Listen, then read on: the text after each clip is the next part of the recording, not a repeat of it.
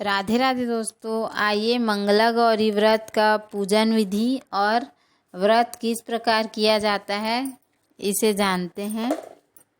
मंगला गौरी के व्रत को विवाहित स्त्रियां अपने सौभाग्य में वृद्धि के लिए करती हैं और कुंवारी कन्याएं अपने मन चाहे वर के लिए यह व्रत रखती हैं और कई लोग संतान प्राप्ति के लिए भी यह व्रत रखते हैं। तो आइए शुरू करते हैं। श्रावण मास में जितने भी मंगलवार आए उनमें रखे गए व्रत गौरी व्रत कहलाते हैं। यह व्रत मंगलवार को रखे जाने के कारण मंगला गौरी व्रत कहलाते हैं। इसकी पूजा विधि या विधान जानते हैं। प्रातः नहा धोकर एक चौकी पर लाल कपड़ा बिछाना चाहिए। सफ़ेद कपड़े पर चावल से नवग्रह बनाते हैं तथा लाल कपड़े पर गेहूं से षोडश माता बनाते हैं। चौकी के एक तरफ चावल और फूल रखकर गणेश जी की स्थापना की जाती है। दूसरी तरफ गेहूं रखकर कलश स्थापित करते हैं। कलश में जल रखते हैं। आटा का चौमुखी दीपक बनाकर 16-16 तार की 4 बत्तियां डालकर जलाते हैं। सबसे पहले गणेश जी की पूजन करें। पूजन करके जल, रोली, मौली, चंदन, सिंदूर, सुपारी, लौंग, पान, चावल, फूल, इलायची, बेलपत्र, फल, मेवा और दक्षिणा चढ़ाते हैं। इसके बाद कलश का पूजन गणेश पूजन की तरह किया जाता है। फिर नवग्रह तथा षोडश माता की पूजा करके सारा चढ़ावा ब्राह्मण को दे देते हैं। इसके बाद मिट्टी की मंगला गौरी बनाकर इन्हें जल, दूध, दही आदि से स्नान करवाकर वस्त्र पहनाकर रोली, चंदन, सिंदूर, मेहंदी व काजल लगाते हैं। 16 प्रकार के फूल, पत्ते, माला चढ़ाते हैं। 5 प्रकार के 16 मेवा, सुपारी, लौंग, मेहंदी, सीसा, कंघी व चूड़ियाँ चढ़ाते हैं। उसके बाद कथा सुनकर सासू जी के पांव छूकर एक समय एक अन्न खाने का विधान है। अगले दिन मंगला गौरी का विसर्जन करने के लिए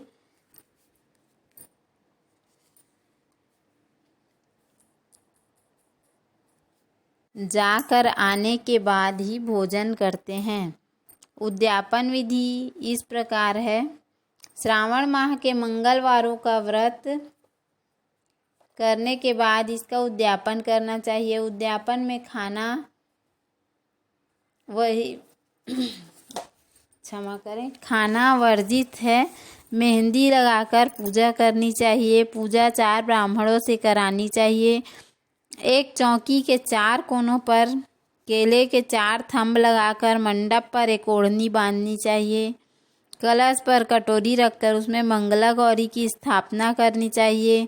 साड़ी, नथ व सुहाग की सभी वस्तुएं रखनी चाहिए। हवन के उपरांत कथा सुनकर आरती करनी चाहिए। चांदी के बर्तन में आटे के 16 लड्डू, रुपया व साड़ी सासू जी को देकर उनके पैर छूने चाहिए। पूजा कराने वाले पंडित को भी भोजन कराकर धोती व अंगोछा देना चाहिए। अगले दिन 16 ब्राह्मणों को जोड़े सहित भोजन कराकर धोती, अंगोछा तथा ब्राह्मणियों को सुहाग पिटारी देनी चाहिए। सुहाग पिटारी में सुहाग का सामान व साड़ी होती है। इतना सब करने के बाद स्वयं भोजन करना चाहिए। इस प्रकार मंगला गौरी व्रत का विधान है और उद्यापन विधि। तो आइए अब मंगला गौरी व्रत की कथा सुनते हैं। बहुत पुरानी बात थी। एक समय में कुरु नामक देश में श्रुतकीर्ति बहुत प्रसिद्ध सर्वगुण संपन्न अति विद्वान राजा हुआ करता था, जो कि अनेकों कलाओं में तथा विशेष रूप से धनुष विद्या में निपुण था। संपूर्ण सुखों के बाद भी राजा बहुत दुखी और परेशान था, क्योंकि उसके कोई पुत्र नहीं था। वह संतान सुख से वंचित था, जिसके चलते राजा ने कई जप तप, ध्यान और अनुष्ठान कर देवी की भक्ति भाव से तपस्या की। देवी प्रसन्न हुई और कहा, हे राजन, मांगो, क्या मांगना चाहते हो। तब राजा ने कहा, माँ, मैं सर्व सुखों धन धान्य से समृद्ध हूँ। यदि कुछ नहीं है तो वह संतान सुख जिससे मैं वंचित हूँ। मुझे वंश चलाने के लिए वरदान के रूप में एक पुत्र चाहिए। देवी माँ ने कहा, राजन, यह बहुत ही दुर्लभ वरदान है, पर तुम्हारे तप से प्रसन्न होकर मैं यह वरदान तो देती हूँ, परंतु तुम्हारा पुत्र 16 वर्ष तक ही जीवित रहेगा। यह बात सुनकर राजा और उनकी पत्नी बहुत चिंतित हुए। सभी बातों को जानते हुए भी राजा रानी ने यह वरदान मांगा। देवी के आशीर्वाद से रानी ने एक पुत्र को जन्म दिया। राजा उसे बालक का नामकरण संस्कार कर उसका नाम चिरायु रखा। साल बीतते गए। राजा को अपने पुत्र की अकाल मृत्यु की चिंता सताने लगी।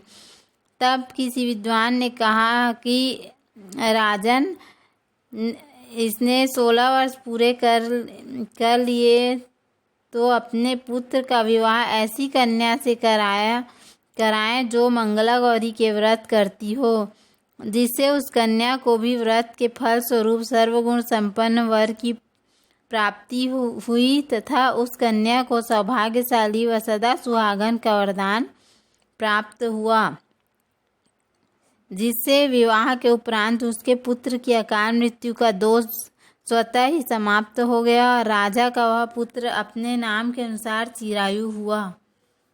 तो उम्मीद है आपको हमारा वीडियो पसंद आया होगा। यदि हमारा वीडियो पसंद आए तो वीडियो को लाइक करें, चैनल को सब्सक्राइब करें। धन्यवाद। राधे राधे। बोलो मंगला गौरी माता की जय।